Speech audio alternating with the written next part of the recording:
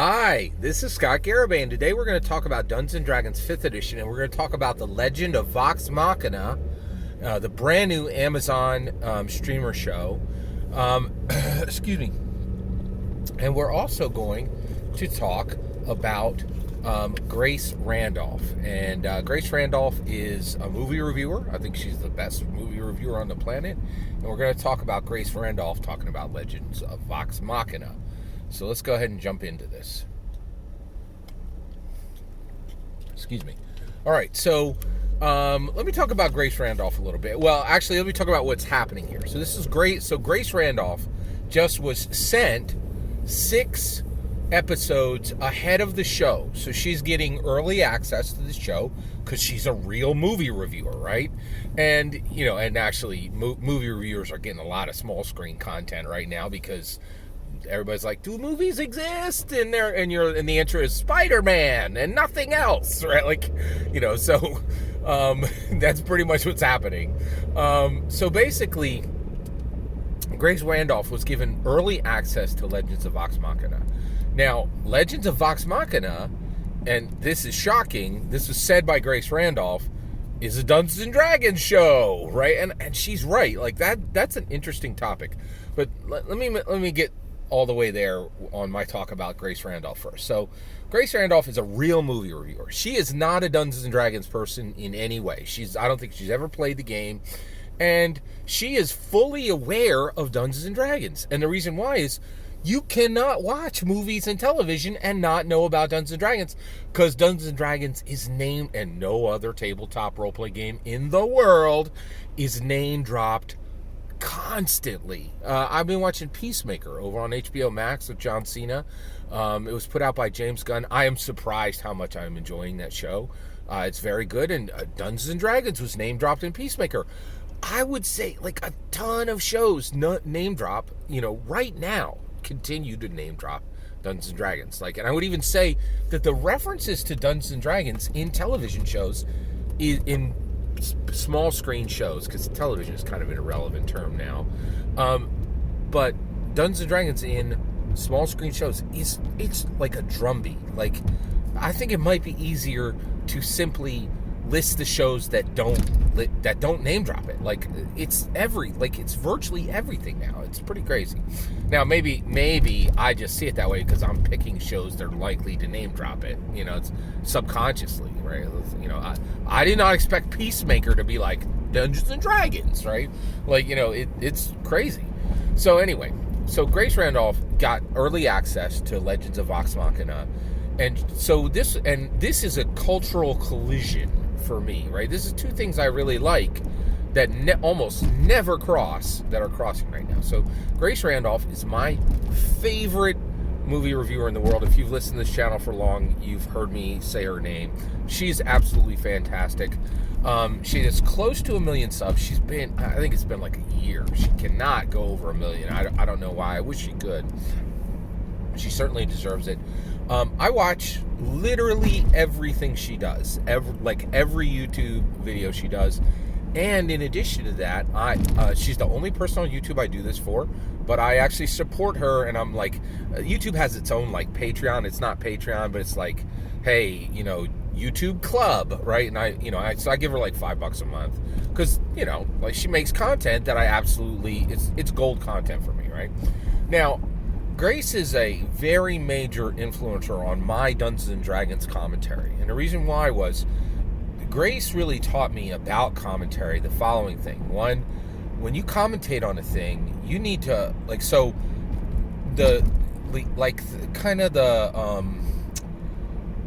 when people talk about a thing, a lot of times they come at it from a very obvious angle, right? And there are tons of YouTube of dungeon dudes. The way they talk about Dungeons and Dragons, they're like, let's talk about race, let's talk about class. So here's the subclasses. Here's how much damage you do, and they just come at it from the base surface level, right? And actually, that's great. That's really good. Like, it's good for that content to exist and be there. I'm not watching it. I don't need to, right? It's not for me, right? Because it's just like, let's talk about the thing as the thing, right? But Grace was like, if you look at a thing, right, and you really want to understand it, you need to look between the lines. You need to look at the meta. You need to look at everything that surrounds it, right? Because if you just look at the surface, you're just looking at the leaves on the tree. You're not seeing the forest, right? You're not seeing the root system. You're not seeing the bark. You're not seeing the sap, right? And it really inspired me. Like, and she really, like, she's a movie reviewer, and get this, I disagree with her on easily half of her reviews. In fact, it's gone to the point now, and this is a March 2020 thing, but March 2020, she's a creator, really got freaked out by March 2020. A lot of creators, I don't know if you know this, but like a lot of creators, they couldn't stop creating when March 2020 came, right? And they had to just keep moving. And she was been majorly freaked out. And so her movie reviews, her workload, the amount of work she does is immense. That's another thing. She does tons, huge quantities of content, right? And I love that because it taught me, like people come up and go, Grace, your video sucked, right? And she's like, yeah, whatever. You'll see another video in 20 minutes. Like, she does 2-3 videos a day, right? And she was like, content shuts people up, and she, like, quantity shuts people up, and I agree. Like, one of the things I love about high quantity is it's temporally proximal, right? It has close proximity to important things in time, right? Like, I've been talking about Stephen Breyer. He just announced, right? Like, content that is relevant now is really helpful, right? And if you do your content in a way where you can be right on top of it, right, it really helps. And Grace taught me that. She's just a tremendous workhorse. I learned so much from her. And the other thing is, so the things I love about her is she does this thing called movie math, which is just brilliant. And she looks at the math of the movies, right? And so she understands movies in a way that no other reviewer does. It really drives me crazy that Jeremy Johns and Chris Stuckman have more viewers than her. And I swear she has forgotten more about the movie industry than both of those dudes. If you put their brains together, she's forgotten more about her industry and understands it at a deeper level than if you combined all of their knowledge together. They would still not even stack up to half of what she's doing. And she has way less subs. This world does not reward quality, right? It's frustrating. And her stuff is quality and quantity. Like, she's a personal champion to me. She's a movie commentator. I'm a Dungeons & Dragons commentator. And I will tell you right now, I have, like, followed her banner on a lot of things, right? Quantity, excuse me. And then, and then looking at the thing from all kinds of angles, like pulling it up and looking at the bottom and rotating it and shining it under different lights and really exploring the meta. And she does that with movies, and I just absolutely love her content, right? So she reviewed Dungeons & Dragons, which is really weird for me because I love her content and I love Dungeons & Dragons. So it was, a movie reviewer I love talking about something I love, right? So she reviewed Legends of Vox Machina, and she said, it ain't good. We're like, and I was like, and here's what she said, and I thought this was really fascinating. I had said this before, and she agreed with me. She didn't watch my content, right? But I said this is going to be a problem. She said, this is too vulgar, right? Like, it's vulgar. And she's like, it's vulgar, and it's not funny, and it's vulgar. And, and they're trying to be like, oh, look how vulgar we are. And today, and I couldn't believe this, like, she was like, vulgarity really don't matter that much nowadays, right? You can get it left, right, and center. It's not that special. It doesn't make you unique, right? She also said that the dialogue was not good and that they needed better writers. And I was like, ooh, that's rough, right? So she said it's too vulgar. The writing is not good. The dialogue is particularly bad. And then I couldn't believe this, right? So Critical Role is kind of famous for being woke. They are the tip of woke on Dungeons & Dragons. Like, and one of the things is, because they're so woke and they're Hollywood, right? There's a lot of LGBTQ characters in their content, right? And so Grace said specifically that they presented LGBTQ characters, but really didn't do anything with them. Declared them to be LGBTQ, and then didn't actually show any LGBTQ content, or not nearly enough to warrant it, right? So that it was almost like it was just like a bait, right? It was just bait, and it really wasn't real content that would make anybody who cared about the LGBTQ actually happy.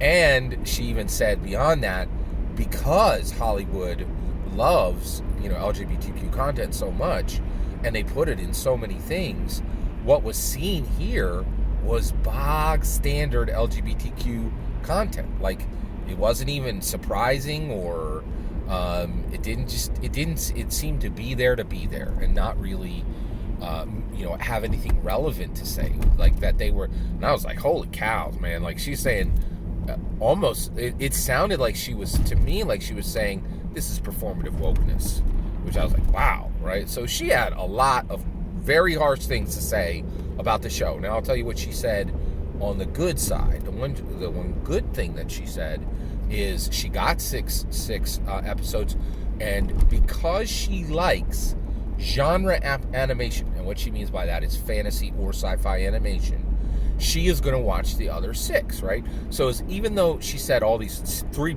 really harsh things about the show, she said, I'm going to finish this, and I'm hooked, I'm in, right? So she said she's going to watch it, but she also was saying this isn't, great, high-quality content, right? Now, what's my take on Grace's review, right? So one, I roll pretty hard on Matthew Mercer. Here's a summary of my opinion on Matthew Mercer. I think Matthew Mercer is a once-in-a-century talent that doesn't have the wherewithal, the endurance, and the constitution to spike as high as he is able to spike. I think he wants to maintain friendships.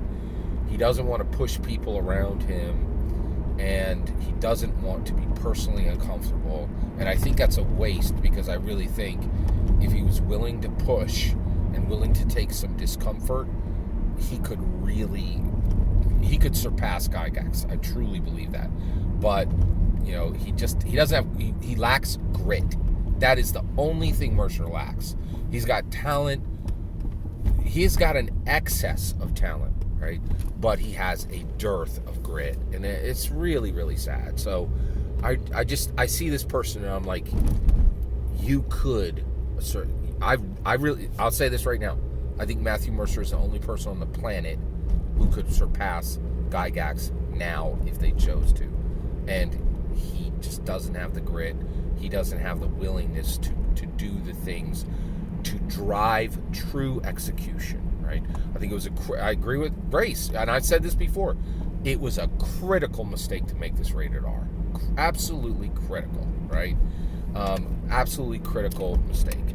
The other thing that I think Grace's review reinforces is, the dialogue being bad, right?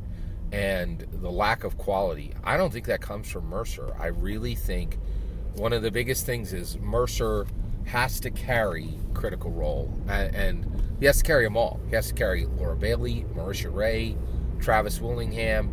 They all just literally sit around and laugh and make jokes, and I think they just think of it as fun, right? And the reality is, it started as fun. It started as a birthday party event, right? But the reality is, you're here. There's $20 million on the table already. You know what I mean? Like, when you got $20 million floating around, you can be the titan of the entire industry if you choose to. And I think this show, really, what happened is, it really could have been something incredibly special. But the reality is, he needed somebody to say to him, we got to break this promise. We got to make this PG-13. And I know I'm right about this, because there was an article came out today, and they said the reason this thing ended up on Amazon, which is one of the weakest streamers out there, is none of the major streamers would touch it. Disney wouldn't touch it, right? Netflix wouldn't touch it. And who's the other, and HBO Max wouldn't go near it, right? And HBO Max is like pretty adult stuff, right? But they're like, animated stuff that is, that's got Family Guy jokes. I think we're full up, right? And people are, right? Especially Dungeons and Dragons. It just makes no sense that they made it this vulgar, and they're losing a huge, huge opportunity. And I don't think this is really going to spike up and make it all the way through. So I really, so I was really, now, with all that, I do need to say this real quick. What Mercer is doing is incredibly helpful to Dungeons and Dragons, right? And the reason why is even though Amazon is a scrub streamer, right? Like comparatively, like they gotta be last on my list, right? Like it's hard to find stuff to watch on there. I would rank Disney, I would rank Netflix, I would rank HBO Max, I'd rank YouTube. Like I pay for YouTube every month, and I watch a lot more on YouTube. They're literally like 5th, 6th, 7th on the list, right? So, but they are a streamer. They're a real streamer, right? Millions of people have them. And Grace was like, I'm excited about this D&D show. And she doesn't know that she does know it's a Critical Role thing, but she's like, Dungeons and Dragons on the screen. And so it's huge. This is a huge, major accomplishment on the part of Mercer. And frankly, it's unmatched anywhere. You're not going to watch an animated show on any streamer for DCC, OSE, Call of Cthulhu, nothing. There's no tabletop role-playing game in the world that's got this kind of juice. And that came from Mercer, rubbing his face on Dungeons and Dragons, showing his talent, dragging every Critical Role person, because I think if he had anybody real who gave even half the labor he gives to it, who would help him, rather than like, I'm gonna go chuckle it up and make a bunch of jokes and not take this serious.